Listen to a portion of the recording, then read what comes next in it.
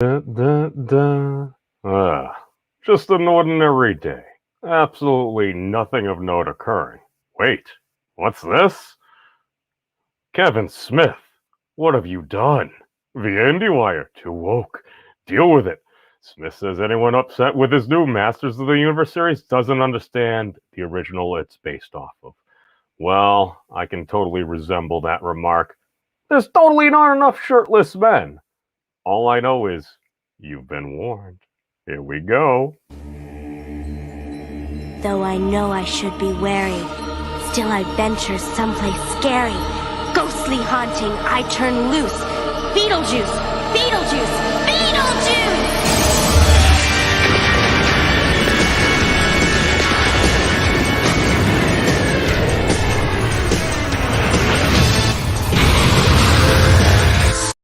Hey guys, what's going on? Oh, welcome to this episode. Yes, in honor of the traditional He-Man and the sheer fact that Kevin Smith went out of his way to remove so much of that bare-chested goodness, we totally got to cover this.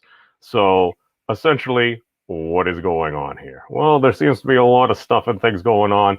So what we're going to do is we're going to check in with our good friend, Mr. Jeremy, from the quartering here, as I continue to narrate what I'm doing because I was too lazy and, well, technically I have enough hard drive space right now. Here we go, as we can see from his video earlier. Jeremy, what's your thought on this? Ending explain. Wait, I totally didn't share the audio, did I? All right. It's all right. It's all right. We're live. That's why we do these things. Welcome. Welcome. I see you over there. I see the little notes here. All right. The audio is shared. Well, we got Jeremy. What's going on? With Kevin Smith, where he teased what's to come in part 2. I mean, I like it because we're going to get to dunk on that a second time. Oh, get the dunk on it, you say? I remember Dunkaroos. Those were delicious treats. But, what's a Mr. Kevin Smith? How dare you, sir, remove all that shirtless goodness from He-Man? I mean, he just happened to be in most of the episodes when I watched it. Yes, some of them were flashbacks and everything. Was there a plot change? Hey, spoilers ahead. They kind of murked the hero early on. I mean, it's not like that's ever been popular in a series like Game of Thrones or anything. It's not like it was out of left field and all of a sudden you're like, who the heck's the main character now?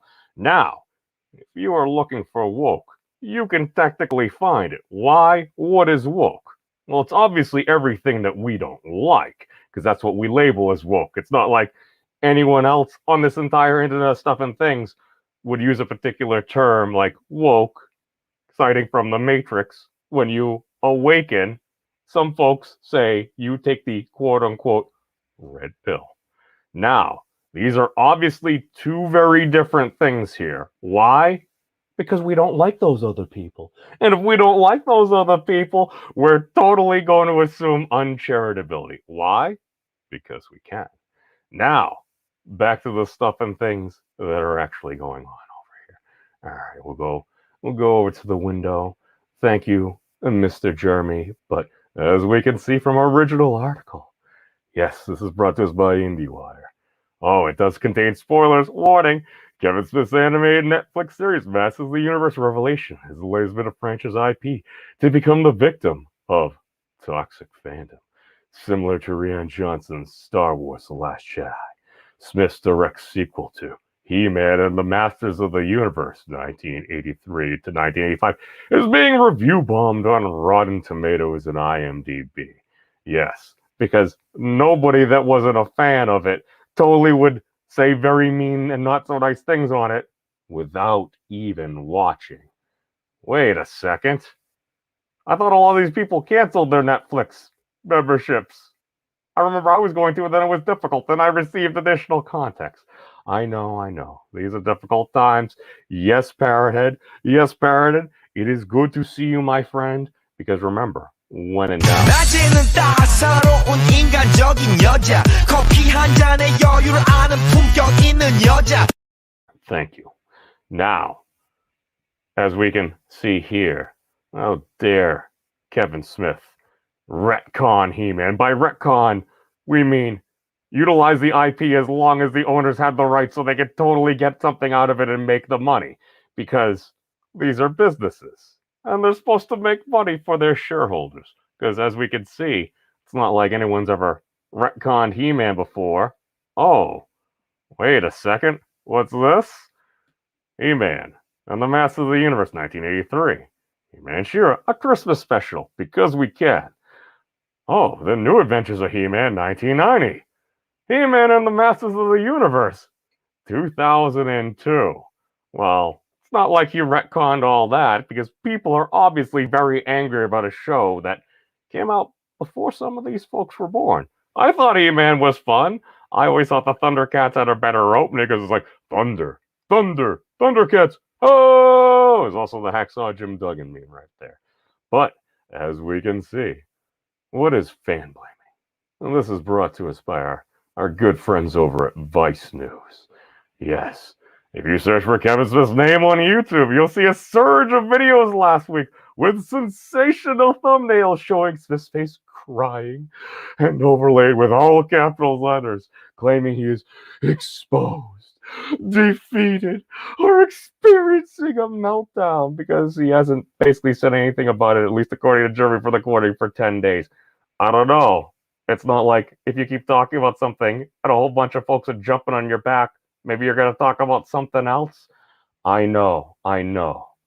Totally no cause and response here. That's all I'm saying. Everybody should judge for themselves, because it's not like anybody would say mean things about a series that they haven't even watched. And we must remember, like any good YouTuber, I failed. I actually read these articles ahead of time. You're totally just supposed to give your open, candid response, because entropy.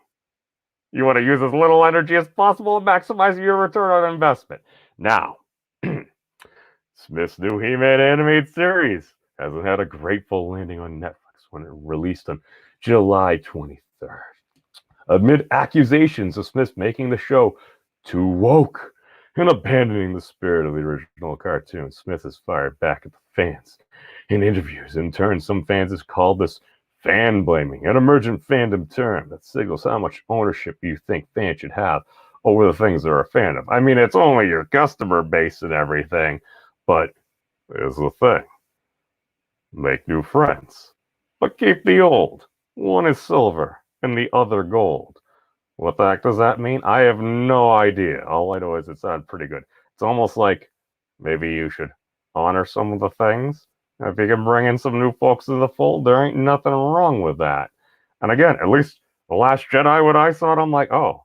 You're like, they killed Luke. I'm like, did he just vanished? I mean, did he die? Are we making some assumptions here? Because I'm pretty sure he was alive in the next movie. I'm sure all these folks went back and completely corrected themselves, because that's what a good internet journalist would do. Now, as far as we can see, let's get to the bulk of it. What is probably the actual main thing? All right. So this is from May 28th of last year. With all due respect to at Screen Rant, I've read every at Masters official script for our shows, plus wrote a few, and viewed 4 amazing animatics. While Tila is present, as she's always been, in the Masters of the Universe adventures, and she plays a big role. I mean, she essentially is the main protagonist in this one. Our series is literally all about He-Man. Okay, yes, it's a story around He-Man, because He-Man comes to us from Prince Adam, who raises his magic sword and says, I have the power. Yes, that totally happened. He's not really the main protagonist, because you kind of murked him in episode 1, and you spoilers, you kind of left him dying on the ground, and Skeletor seals the sword. All I'm saying is, this is interesting. It's a different take. He-Man's covered a lot of different things. You didn't really have He-Man get stabbed by Skeletor and him steal, like, the Sword of Omens. Wait, is it the Sword of Omens? No, it's Grayskull. Sorry, confusing. One has more furries, the other does not. It's all right. Why? All right, we're feeling much better about ourselves. Oh, God, I think I do need a lawnmower, but again, back to Kevin Smith. How dare you, sir, literally ruin certain people's childhoods? Because those folks, obviously, if this ruined their childhood, totally must have had a pretty good childhood like me, because I had an amazing childhood, and if this was to ruin it for me, I'm like, probably doing pretty good. Probably doing pretty good. But that's right. I stand for shirtless equality. And Mr. Kevin Smith, I think we should have more shirtless equality and representation in these shows of stuff and things. As well as I say the other day, welcome everybody, but that's all we got for right now. Thank you, everybody. Peace out. Be safe. And no matter what happens, when cruising this internet of stuff and things, we must remember. How do you know if any of this stuff is true? How do you know someone didn't just make it up? What? You mean just lie? You really think someone would do that? Just go on the internet and tell lies? I just mean that some of the details... Whoa, I never thought of that. This is terrible. What if none of it's true? What if they're all lying? How would we ever know? Have you guys checked out the Memes of Destruction's channel? He's an interesting dude.